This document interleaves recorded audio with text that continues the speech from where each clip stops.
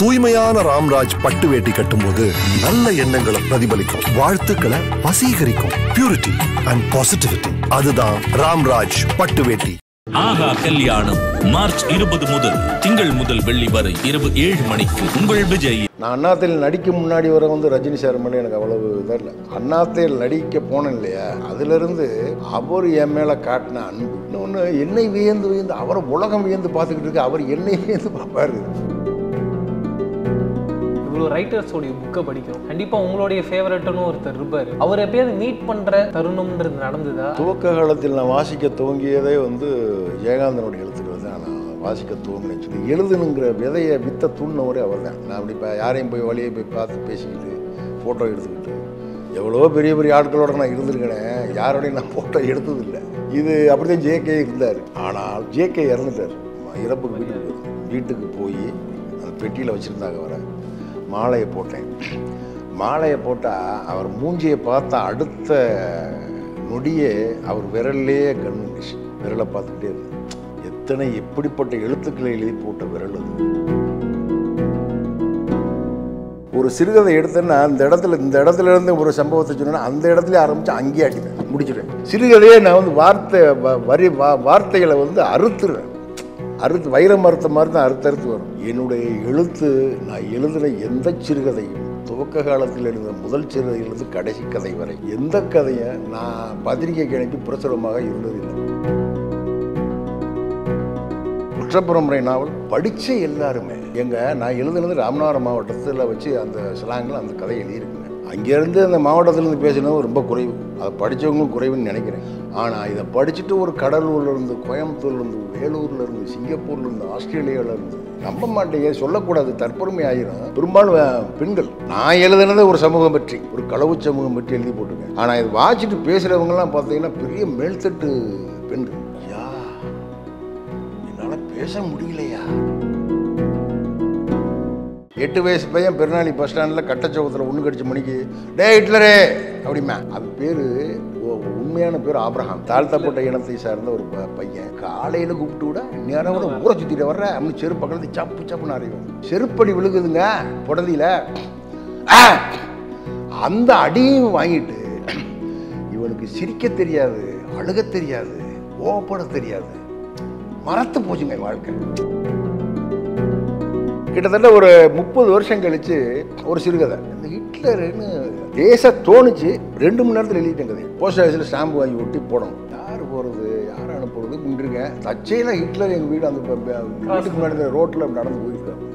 உள்ளே இருக்கிற கதை ஹிட்லரை பற்றி, அவரை பற்றி எழுதியிருக்கேன், அவருக்கு தெரியாது.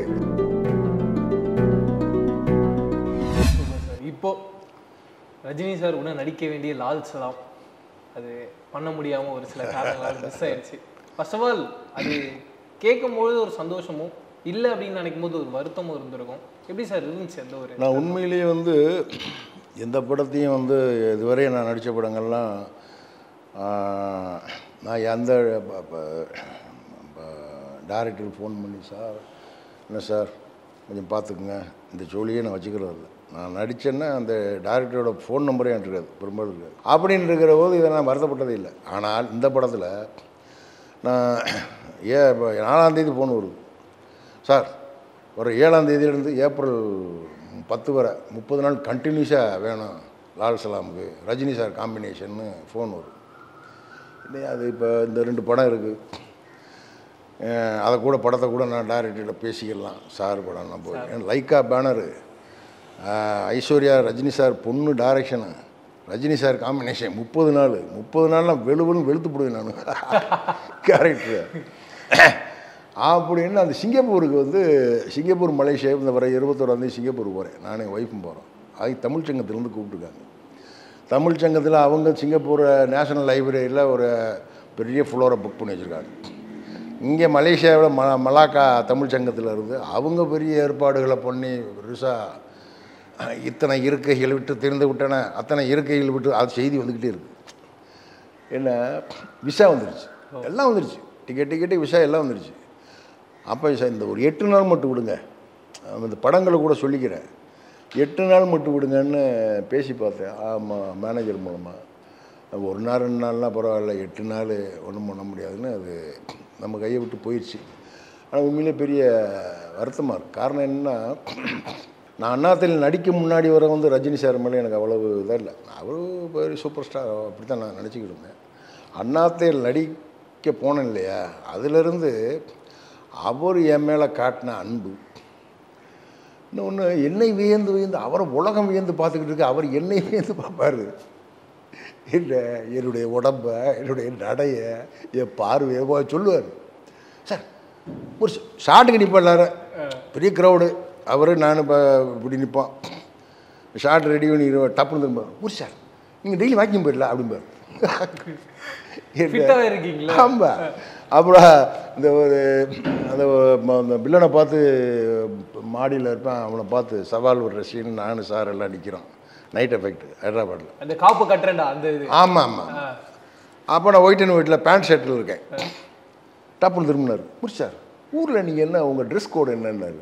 சார்ட்டா வேட்டி சட்டை, உங்களுக்கு ஒயிட் அண்ட் ஒயிட் நல்லா இருக்க அப்படி இப்படி ரசிப்பார். போல் என்ன 22 நாள் என்ன போல விடலை சார். அதனால வந்து அவர் மேலே எனக்கு பெரிய மரியாதை, எல்லாவற்றையும் தாண்டி அந்த அவர் கூட நடிக்கிற சாரோட நடிக்கிறது மிஸ் ஆனது. உண்மையிலேயே நான் சினிமாவுக்கு வந்து வருத்தப்படுற ஒரு காரியம்.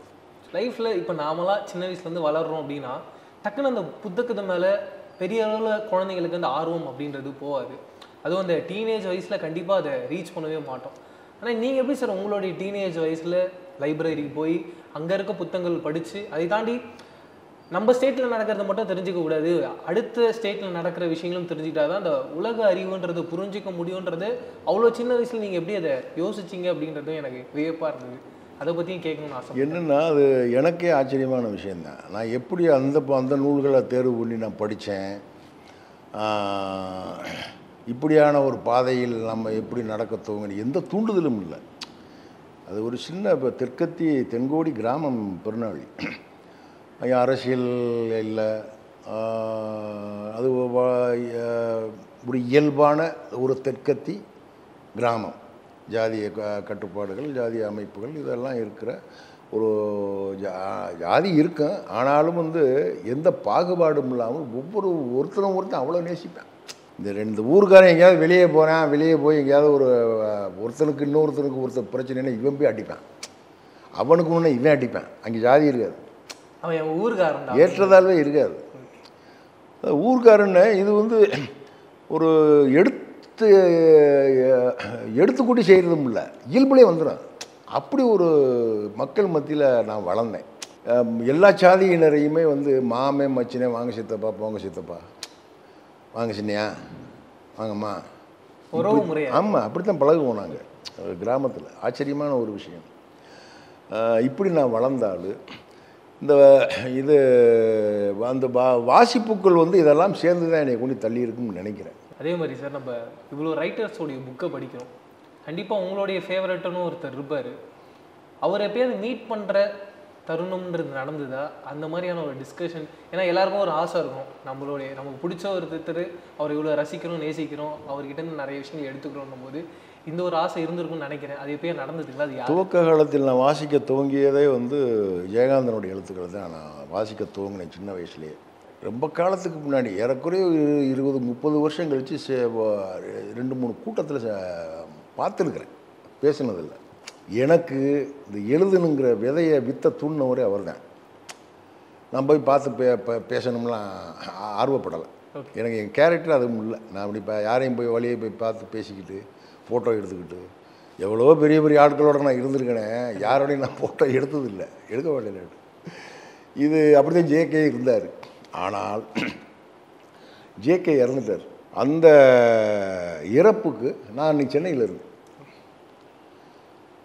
அந்த இறப்புக்கு அவரை போய் இறப்புக்கு வீட்டுக்கு போயிருந்தேன். வீட்டுக்கு போய் அந்த பெட்டியில் வச்சுருந்தாங்க, வர மாலையை போட்டேன். மாலையை போட்டால் அவர் மூஞ்சியை பார்த்தா அடுத்த நொடியே அவர் விரல்லே கண்ணுச்சு. விரலை பார்த்துக்கிட்டே இருந்தேன். எப்படிப்பட்ட எழுத்துக்களை எழுதி போட்ட விரல் அது. என்ன அந்த கண்ணாடி பெட்டியில் அவர் விரலையே பார்த்துக்கிட்டு இருந்தேன். அப்படி தான் நான் என்னுடைய ஆதர்ஷ எழுத்தாளன் ஜேகேயை நான் அப்படி தான் பார்த்தேன். அதே மாதிரி குற்ற பரம்பரை. உங்களுடைய வாழ்க்கையில் மிக முக்கியமாக எல்லார் இடத்துலையுமே வந்து உங்களுடைய பேரை ஒலிக்க வச்ச ஒரு நாவலர். அப்படி இருக்கும் பட்சத்தில் அதை எழுதும்பொழுது உங்களுக்கு எந்த இடத்துல சார் ரொம்ப இந்த ஒரு இடம் எழுதும் போது எனக்குமே இப்போ ஆடியன்ஸ் சொன்னாங்கல்ல எங்களால் தூங்க முடியாமல் நான் நாவலை முழுசாக அந்த மாதிரி உங்களுடைய தூக்கத்தை கலைச்ச அந்த ஒரு போர்ஷன்? சாதாரணமாக எழுத்து வந்துடாது. ஒரு சிறுகதையில் ஒரு ஹிட்லர்னு ஒரு கதை எழுதியிருக்காங்களே, இந்த ஹிட்லரு எனக்கு 6-7 வயசில் நாங்கள் பள்ளிக்கூடத்தில் எலிமெண்ட்ரி ஸ்கூலில் படிக்கிற போது என் கூட படித்தேன் ஒரு ஹிட்லர், என் கிளாஸ்மேட். அவன் என்ன, அவன் நாங்கள்லாம் சின்ன பிள்ளையாக இருப்பேன், அவன் மட்டும் இளவட்டமாக இருப்பேன். இல்லை இந்த விளையாட்டு பீரியடில் கபடி சடுகுடு விளையாடும்ல, அவன் வந்தால் பள்ளிங் சட்டுக்கிட்டுக்கிட்டுன்னு காலப்படுத்தணும் லாத்தினானாக்க சட்டன்னு விழுவான். அவ்வளோ பெரிய ஆளாக இருப்பேன். என்னுடைய பள்ளி தோழன் அவன். கிட்டத்தட்ட ஒரு 30 வருஷம் கழித்து ஒரு சிறுகதை, நான் பரமக்குள்ள வேலை பார்த்துக்கிட்டு ஊருக்கு பெருநாளைக்கு போயிருந்தேன். ஊரில் உட்காந்துருக்கேன், என்னுடைய இந்த தாவாரத்தில் உட்காந்து ஒரு காலை நேரம் உட்காந்துருக்கேன். உட்காந்தா இந்த ஹிட்லருன்னு லேசாக தோணுச்சு. 2 மணி நேரத்தில் எழுதிட்டேன் கதையை. அப்படி எழுதவே மாட்டேன், இவ்வளவு நான் எழுதுனது இல்லை. 2 மணி நேரத்தில் கதை எழுதுனாங்க. கதை எழுதி இதை அனுப்பணும், பத்திரிக்கை அனுப்பணும். இது போஸ்ட் ஆஃபீஸில் ஸ்டாம்பு வாங்கி ஒட்டி போடணும். யார் போகிறது யார் அனுப்புறது அப்படின்ட்டுருக்கேன். தச்சையில் ஹிட்லர் எங்கள் வீடு அந்த வீட்டுக்கு முன்னாடி ரோட்டில் நடந்து போயிருக்காப்பு. ஹிட்லர் என்ன ஏன்னு வந்தாப்புல உள்ளே இருக்கிற கதை ஹிட்லரை பற்றி அவரை பற்றி எழுதியிருக்கேன். அவருக்கு தெரியாது. இதை போஸ்ட் ஆஃபீஸ் ஸ்டாம்பு வாங்கி ஒட்டி போட்டுருட்டேன். ஹிட்லரே அந்த கதை கிட்ட போட்டார். அந்த ஹிட்லர் போச்சு பாருங்க. தமிழ்நாடு முழுக்க நாடகங்களா, அறிவொளி இயக்க நாடகங்களா, எல்லா மாவட்டங்கள்லையும் இப்படி தான் எழுத்துக்கள் விளைந்தது. எனக்கு விஷுவலாக ஓடும் வைக்க மாட்டாங்க. நான் ஹிட்லரை உதாரணத்துக்கு ஹிட்லரை அப்படியே வருவேன். அந்த கதையை அப்படி படித்தீங்கன்னா அப்படி போயிட்டே இருந்தால் அவன் பேர் உண்மையான பேர் ஆப்ரஹாம். தாழ்த்தப்பட்ட இனத்தை சார்ந்த ஒரு பையன். அவன் அந்த கூட கிடந்த பணம் ஓலையில் கூட பண்ணுற பொம்பளை. வறுமைனா வறுமை, அப்படி வறுமை. நான் ஊருக்கு எப்போயாவது லீவில் போனேன்னா, மூர்த்தியா ஒரு சட்டை கொடுங்கய்யா, காசு பணம் கேட்க மாட்டாப்புல, ஒரு சட்டை கொடுங்கன்னு கேட்பாப்புல. போட சட்டை இருக்காது. நான் என்னுடைய இப்போ சட்டையெல்லாம் உங்களுக்கு கொடுத்துருது. இது இப்படி ஆள். ஊரில் எல்லா வேலையும் பார்ப்பேன். மூடை தூக்குவேன், விறகு வெட்டுவேன், களை எடுப்பேன், இது உழுக போவேன், அத்தனை வேலையும் பார்ப்பேன். என்ன இப்படி எல்லாரும் அவனுக்கு வேலையை வராது. நான் 8 வயசு பையன், அந்த கதை ஓப்பனிங்காக இப்படி தான். 8 வயசு பையன் பெருநாளி பஸ் ஸ்டாண்டில் கட்டச்சோகத்தில் 1 கடிச்ச மணிக்கு டே ஹிட்லரே அப்படிமே. ஹிட்லர் அங்கே நின்றுக்கிட்டு இருப்பேன். ஆமாம், இவன் டே ஹிட்லருமே என்ன ஐயாமே. அவன் எங்கள் ஐயா, எங்கள் அப்பா அவனை அந்த கிணத்தடியில் ஒரு கருவத்தூர் இருக்கான், அதை பறிக்கிறதுக்கு வர சொன்னார். அப்படின்னு போமியா அப்படின்னு நடப்பேன். அந்த பையன் முன்னாடி போவேன், நடப்பேன். அதுக்குள்ளே ஒரு பஸ்ஸு வந்து நிற்கும். அதுலேருந்து ஒரு பாய் இறங்குவார் துபாயிலேருந்து. அவர் இந்த லக்கேஜை வீட்டுக்கு தூக்கிட்டு போகணுங்க. இப்படி பார்ப்பார். அட ஹிட்லரு அப்படிம்பார் அவர். என்ன ஐயா, இவன் தூக்கி கொண்டு வீட்டில் வை. அப்போ ஐயா இந்த போங்க, இந்த வந்துடுறேன் அப்படின்னு சின்ன பையிட்ட சொல்லி போவேன். தலையில் தூக்கி வைப்பாங்க. இப்படியே காலை லாத்தி போட்டு தெருவெளியே போய் இறக்குவேன். என்ன இறக்கி நிற்பேன். அவர் 2 ரூபா கொடுப்பார் பாய். ஒன்று ஐயா ஒரு சட்டை வந்து இறங்கியிருக்கேன், சட்டை வேணுமாம்ல அப்படின்னு சத்தம் போட்ட உடனே அப்படியே வருவேன். வந்தால் ஒரு வீட்டு தின்ன தாவாரத்தில் ஒரு கிளவி, ஒரு 70-80 எவன்டாவேன் இன்னாரா, இந்த கொள்ளையில் விறகு எடுக்க உடச்சி கொடுத்துட்டு போ. இந்த போகிறேன். சொந்தக்குள்ளே போய் மாட்டி வாரி தார்பா ஜாக்கெட்டும் பார்த்தா வெயிலில் போட்டு கோடாலியை வச்சு விறகை வெட்டி உடச்சி குமிச்சுவேன். இந்த பொம்பளை நல்ல கருத்த நாளி, இரும்பு நாளியில் கஞ்சியை கரைச்சி நாளி இந்தாடா குடிடா, இரும்பு நாளி துரு பிடிச்சிருக்கோம், அதில் ஊற்றி கொடுக்கும். இதை வாங்குவேன். ஏத்தா இந்த பழைய வெஞ்சனை ஏதாவது வெஞ்சனம் கேட்காம வெஞ்சனை குடிச்சிட்டுப்பா ஒன்று வட அடித்தா அந்த வெயிலுக்கு இந்த கம்மங்கச்சிக்கும் வயிறு குளுன்னு இருக்கும். அப்படியே நவருவேன். வந்த ஒரு டீ கடையில் எல்லாம் பேப்பர் படிச்சுக்கிட்டு, படிக்க தெரியாது, இப்போ தலையில் படிச்சுக்கிட்டு படம் பார்த்துட்டு உட்காந்துருப்பாங்க. இவன் வருவேன். அட ஹிட்லரு பரவாயில்ல இந்த செருப்பு வந்து வச்சு போய் இந்த ஒமேன்ட்ட போய் தச்சுட்டு வா, கொண்டாங்கய்யா பஜாரில் தச்சுட்டு வருவேன். ஹிட்லருக்கு டீ கொடு அப்படின்ன உடனே டீயை போட்டுக்கிட்டு கீழே உட்காருவேன் குத்துக்கால் வச்சு, தினத்தந்தி பேப்பரை புரட்டுவேன். ஹிட்லர் உனக்கு படி தெரியுமாடா? ஐயா நம்ம மூத்தவரையா மையன் துறை இருக்கார்ல, அவரும் நானும் ஒன்றா படித்தோம்யா அப்படிம்பாங்க. இதே துறை மாப்பிள்ளையும் நீ ஒன்றா படிச்சீங்களா? துறை மாப்பிள்ளை லீவில் வந்திருக்கா தெரியுமா இல்லையா? துறையா லீவில் வந்திருக்காரா அப்படின்னு டீயை குடிக்காம வச்சுவிட்டு குருன்னு நடப்பேன். என்ன மறிச்சா காலையில் அந்த தூர் பொறிக்கிற கூப்பிட்டு அந்த பெரியவர் இருக்கார்ல, அவர் மறிச்சிடுவார். ஏண்டா காலையில் கூப்பிட்டு விட நேரம் கூட ஊரை சுற்றிட்டு வர்ற அப்படின்னு செருப்பு பக்கத்தில் சப்பு சப்புன்னு அறிவார். இந்த பக்கம் வந்து காலை ஒடிச்சு விடுவேன் அப்படின்னு ஒன்று அடிவாங்க. செருப்படி விழுகுதுங்க புடந்தியில். அந்த அடியும் வாங்கிட்டு இவனுக்கு சிரிக்க தெரியாது, அழுக தெரியாது, கோவப்பட தெரியாது, மறத்து போச்சுங்க வாழ்க்கை ஹிட்லருக்கு. அவன் போன துறை வீடு சின்ன வேலி இருக்கு, அந்த வேலியை தூக்கிட்டு இங்கே இருந்துக்கிட்டு யா துறையா அப்படிமா. துறை அப்ரஹாம் வாங்க அப்ரஹாம் நீந்துச்சு. அவங்க ஆத்தா கூப்பிடல, தான் வச்ச பேரை வந்து அவங்க ஆத்தா அப்ரஹாம் கூப்பிடாம விட்டுட்டா ஹிட்லர்னு கூப்பிட்டுக்கிட்டு இருக்கா. பள்ளிக்கூடத்து பேர் ஆப்ரஹாம் தானே, அதை வச்சு அவன் துரை என்ன பண்ணுறான், அப்ரஹாம் வாங்க அப்ரஹாம் அப்படின்னு இறங்கி ஓடியார். உள்ளே பார்த்துட்டு தமையந்தி யார் வந்திருக்கா பாரு அப்படின்னு ஓடியா. அண்ணே வாங்கண்ணே அப்படின்னு அவன். என்ன இவனுக்கு புல்லரிச்சு போகும். ஒருத்தரை எப்படி உன்னை விரட்டினா அடித்தான் பேசினான், இங்கே வந்து பார்த்தா அப்படி ஒரு மரியாதை. ஆமாம். குழந்தை 2 வரும், குழந்தை 2 வரும். ஏய் அங்கிள் ஆப்ரஹாம், அங்கிள் நல்லா இருக்கீங்களா அங்கிள்? இந்த குழந்தைய கையை பிடி பார்த்தா ஆப்ரஹாம் துறையை பிடிச்சி கட்டிக்கிட்டு நெஞ்சில் முகத்தை வச்சுட்டு மூசு மூசுன்னு அழு. அவனுக்கு ஒன்றும் புரியும். ஏன் ஆப்ரஹாம் ஏன் அழுகிறீங்க, ஏன் அழுகிறீங்க? நான் ஏன் அழுகிறீங்கன்னு. ஐயா இது அழுகை இல்லையா, 40 வருஷ சேர்மானம்யா, என் பேரையும் சொல்லி கூப்பிடுறதுக்கு ஒரு ஆள் இருக்கையில் அவனை கதை முடியும். இந்த மாதிரி கதைகளை படிச்சுட்டுலாம் எழுதுறது அழுதுருவேன் நான்.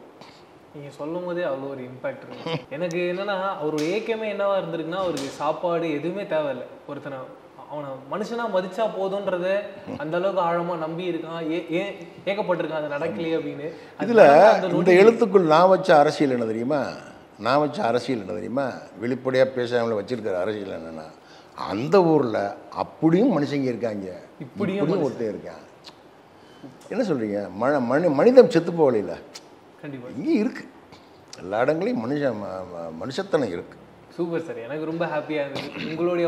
ஏன்னா உங்களுடைய எழுத்தாக எல்லாரும் படித்து அதை பார்த்துருப்பாங்க. இது வந்து ஒரு பயங்கரமான எக்ஸ்பீரியன்ஸ் இல்லை, அவங்களுக்கு கிடைக்காத ஒரு எக்ஸ்பீரியன்ஸ் எனக்கு கிடைச்ச. அதே மாதிரி நம்ம ஆரம்பத்து காலத்தில் அந்த எழுத்தை ஆரம்பிக்கும் பொழுது கண்டிப்பாக எல்லாத்துக்குமே வந்து ஒரு சின்ன தயக்கமும் ஒரு கம்ப்ளீட்னஸும் இருக்காது. ஆனால் அது நமக்கு ஒரு ஃபேவரட்டான ஒரு விஷயமாகவும் இருக்கும். நீங்கள் அந்த மாதிரி உங்களுடைய ஸ்டார்டிங் ஸ்டேஜில் அதை எழுதி பத்திரப்படுத்தி வச்சுருக்கீங்களா, இதுதான் என்னுடைய ஃபஸ்ட்டு எழுத்தாக ஆரம்பிச்சது, பட் அது கம்ப்ளீட் ஆகலை, நான் அதை பத்திரமா வச்சுருக்கேன் அப்படின்ற மாதிரி ஏதாவது இருக்கா? எனக்கு நம்ப மாட்டீங்க, என்னுடைய எழுத்து நான் எழுதின எந்த சிறுகதையும், துவக்க காலத்தில் எழுதின முதல் சிறுகதையிலிருந்து கடைசி கதை வரை எந்த கதையும் நான் பத்திரிகைக்கு அனுப்பி பிரசுரமாக இருந்ததில்லை.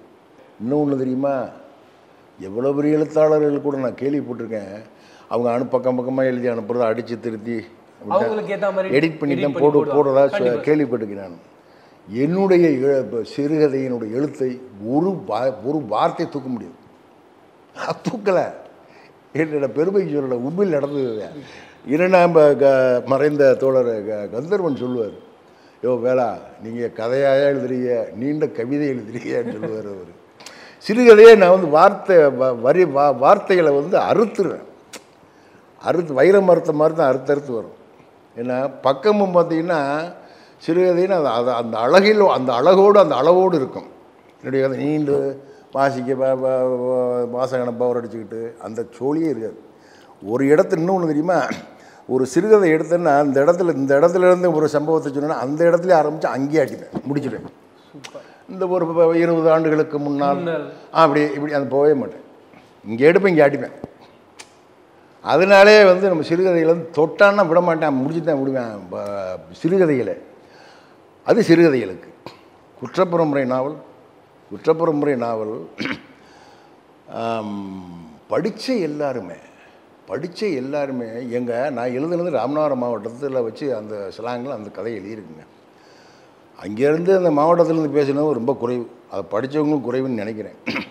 ஆனால் இதை படிச்சுட்டு ஒரு கடலூர்லேருந்து, கோயம்புத்தூர்லேருந்து, வேலூர்லேருந்து, சிங்கப்பூர்லேருந்து, ஆஸ்திரேலியாவிலேருந்து, ஸ்ரீலங்காவிலேருந்து படிச்சுட்டு எங்கேயோ உள்ளவன் படிச்சுட்டு பெரும்பாலும் நம்ப மாட்டேங்க, சொல்லக்கூடாது, தற்பெருமை ஆகிரும், ஆனால் உண்மை இல்லை, பெரும்பாலும் பெண்கள். நான் எழுதுனது ஒரு சமூகம் பற்றி, ஒரு களவு சமூகம் பற்றி எழுதி போட்டிருக்கேன். ஆனால் இது வாசிட்டு பேசுகிறவங்கலாம் பார்த்தீங்கன்னா பெரிய மேல்தட்டு பெண்கள், ஆண்கள். அவெல்லாம் பேசுவாங்க, யா என்னால் பேச முடியலையா. அந்த புத்தகத்தில் என் ஃபோன் நம்பர், செல் நம்பர் இருக்கு. ஓகே, முடிச்சோன்னு வந்துடுவாங்க, ட்ரெயினில் வந்துடுவாங்க. வந்தா ராத்திரி 1:30 விடிய காலத்தில் வந்து, ஐயா எனக்கு தாங்கலை, எனக்கு பேச முடியல, நேற்று ராத்திரி முடிச்சிட்டேன், நேற்று மத்தியானம் முடிச்சிட்டேன், வைக்க முடியல. இப்படி தான் எல்லாம் பேசுவாங்க. நான் பெருமைக்கு சொல்லலை. அப்படி ஒரு நாவல் 450 பக்கம் நாவல் வந்து துவங்கி முடிக்கிறவரை வந்து ஒரே இப்படியாக போகும். அப்படி அந்த எழுத்தரோட ஸ்டைல் இருக்கும். தூய்மையான ராம்ராஜ் பட்டு வேட்டி கட்டும்போது நல்ல எண்ணங்களை பிரதிபலிக்கும், வாழ்த்துக்களை வசீகரிக்கும். பியூரிட்டி அண்ட் பாசிட்டிவிட்டி, அதுதான் ராம்ராஜ் பட்டு வேட்டி. ஆஹா கல்யாணம் மார்ச் 20 முதல் திங்கள் முதல் வெள்ளி வரை இரவு 7 மணிக்கு உங்கள் விஜய்.